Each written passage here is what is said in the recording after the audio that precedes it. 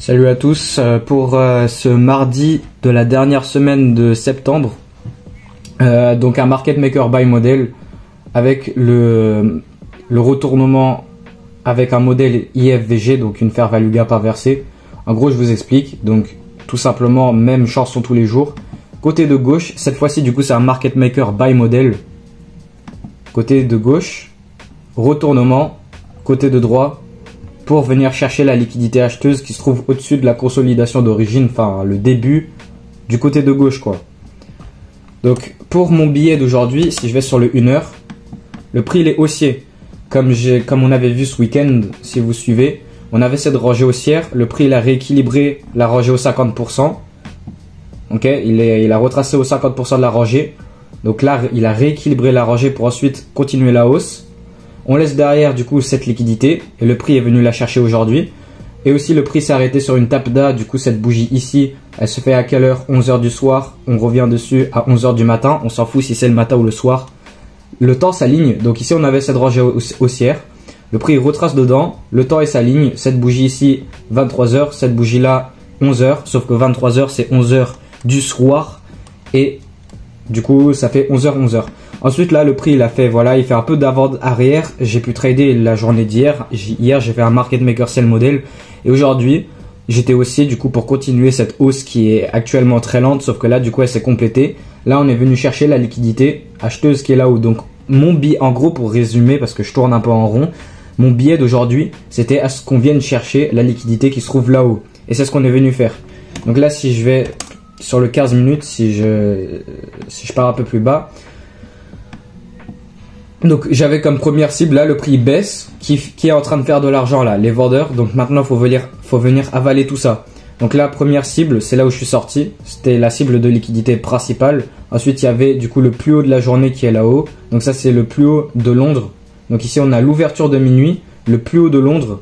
Ici on est venu prendre la liquidité vendeuse qui se trouve là en bas là, la liquidité vendeuse qui se trouve en bas là. Et ici, tous ces petits bas là, Itsy Bitsy Spider qu'on avait hier là, je vous l'ai même dit hier qu'on va venir les chercher pour ensuite repasser à la hausse et venir chercher la liquidité principale. J'ai littéralement une boule de cristal sans en avoir une, c'est un truc de ouf, mais on s'en fout, on est là pour les trades, même si la science derrière le prix c'est cool, on est là pour le trade. Donc là pour moi, le prix il est venu, il a pris ce qu'il avait à prendre, et ici on a le modèle de retournement, donc ici on a le retournement. Là, on a cette fair value gap baissière. Le prix, il respecte. Et là, il dégage. Et là, il fait un plus bas qui est plus bas que lui. Donc là, on a cette fair value gap baissière qui s'est fait respecter. Ensuite, le prix, il revient dedans, mais il ferme au-dessus. Donc, cette fair value gap baissière, elle devient quoi? Une fair value gap inversée. Là, le prix, il tape dedans. Il IOFED, il institutional order flow entry drill dedans. Il tape dedans. Je prends mon achat. Donc, vous voyez la flèche. Je prends mon achat. Et je vise le niveau de liquidité principal qui est là-haut, enfin qui est là quoi, parce que ce qu'il faut savoir c'est que du coup on a ce haut et on a ce haut, sauf que ce haut il est juste avant ce haut, donc là on a une belle piscine de liquidité acheteuse. Donc là je suis entré là, vous voyez les flèches, vous les voyez les flèches, je suis entré là et je suis sorti du coup au niveau de liquidité. Voilà, parfait. Donc un 3 RR sur ça et un market maker buy model, c'est la même chanson tous les jours, je sais pas quoi d'autre vous dire. Je vous ai expliqué mon billet sur les temporalités plus grandes. Donc pour résumer, je suis entré dans la journée. Pour moi, aujourd'hui, le prix, il va venir chercher la liquidité là-haut pour compléter la continuation de cette tendance haussière globale. Mais avant ça, pour du coup permettre la montée, il faut venir chercher tous ces petits bas là, tous ces petits trucs de merde. Je vous l'ai dit hier, on va venir les chercher. C'est ce qu'on est venu prendre, on a tout liquidé. Qui a été en train de faire de l'argent aujourd'hui, les vendeurs? Ah bah non, on va tous... Ah, vous dégagez. Donc là voilà. Là maintenant pour aller dans la science derrière le prix, ça là ça a été fait quand? Durant la macro de 10h45 à 11h15. Donc on a du coup le retournement de ce côté de gauche, donc le côté baissier, le côté de gauche. On a le retournement, on a le modèle de retournement, il y en a plusieurs. Ici on en a un de mes plusieurs modèles, donc là on a le modèle fair value gap inversé. Ok, là ici on la respecte, là vous voyez le prix il bam il dégage le plus haut. C'est la pression acheteuse et vendeuse qui se mettent d'accord pour faire ça sur Reddit. Je sais pas pourquoi. Ça doit être aléatoire, mais non. C'est l'algo et elle est basée par rapport au temps. Le retournement, il se fait à quelle heure durant la macro? de 10h45 à 11h15. Donc les macros, toutes les petits intervalles de 30 minutes. Donc, et là, le prix, il monte. Là, il est en programme acheteur. IPDA, elle est passée en programme acheteur. Pour venir chercher quoi? Elle est attirée par ça et ça. Ça et ça.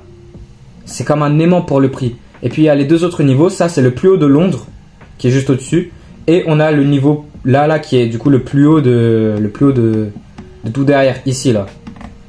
Donc j'ai littéralement prédit tout le prix. Si vous retournez sur hier, je vous ai dit tous les petits bas là, je disais avec un langage débile, mais tous les petits bas stupides là, tout ça là, toute cette génération de liquidités vendeuses là, on a tapé dans quoi ici? C'est quoi cette PDRA qu'on a derrière? Ok? Les PDRA, elles sont réutilisées. Puis là voilà, ça j'ai même pas vu, j'ai même pas vu qu'on a tapé dans la PDRA, mais on s'en fout. Donc pendant la hausse, il y avait un obstacle majeur, c'était quoi? Cette fair value gap baissière. Bah là, nique sa mère, on est passé au-dessus, on a fermé au-dessus, donc cette fair value gap baissière, elle devient une fair value gap inversée. Le prix, il pouvait retracer, retester pour repartir, mais il s'en foutait. Il est directement venu prendre ça. Donc voilà, je continue à blablater, mais j'ai rien d'autre à vous dire, juste je résume. Le prix, il est venu prendre toute la liquidité vendeuse que je vous ai dit que le prix va venir chercher. Avant d'aller chercher les niveaux de liquidité acheteuse, qu'est-ce que le prix a fait? Il est venu chercher tous ces niveaux de liquidité vendeuse. Là, il a fait un de mes modèles de retournement. Ok, cool. J'ai ma confirmation que maintenant on passe au haut qui est là. Je prends mon achat à l'intérieur de la IO Fed.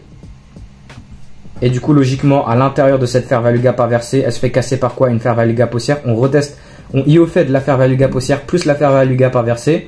Donc ici, on a une balance price range aussi. Là, on a une BPR. Là, c'est une BPR. Je change la couleur. Mais bref, on s'en fout de la superposition de choses. Il y a toujours de la superposition de PDRA. Et donc après le modèle de retournement, donc un de tous mes modèles, c'est produit. J'ai pris l'IO Fed et j'ai pris l'achat. Et je suis sorti au niveau de liquidité qui est là-haut. Et puis, j'ai voulu sortir là, mais je le savais aussi que le prix, il viendrait chercher du coup le plus haut de Londres. Et le plus haut de tout derrière à gauche, comme je vous ai dit juste avant. Et là, qu'est-ce qui se passe? Waouh, ça doit être aléatoire maintenant. Une fois que le prix, maintenant que le prix a atteint son objectif, maintenant que IPDA a atteint ce qu'il devait faire, bah là maintenant il fait quoi? Il fait rien. Ça doit être aléatoire, les gars. ICT, ça marche pas. ICT, ça marche pas. C'est toujours la. Ce trade là, il est littéralement presque identique au trade que j'ai pris hier.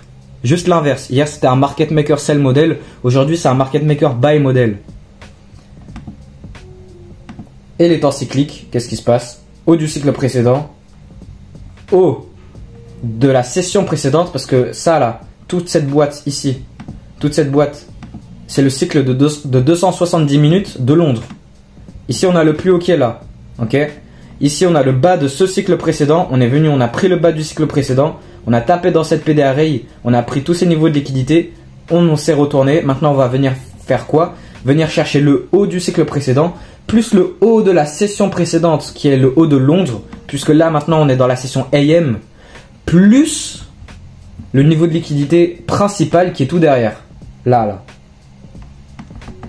Et maintenant, une fois que le prix, il a complété ce qu'il devait faire, une fois que IPDA, elle a fait ce qu'elle devait faire, le prix, il fait quoi? Rien. Et aussi, il y aurait potentiellement une SMT ici en bas, avec ces bas qui sont là. Et du coup, le retournement, il s'est fait quand? Durant la macro. Tout s'aligne. Super setup, voilà.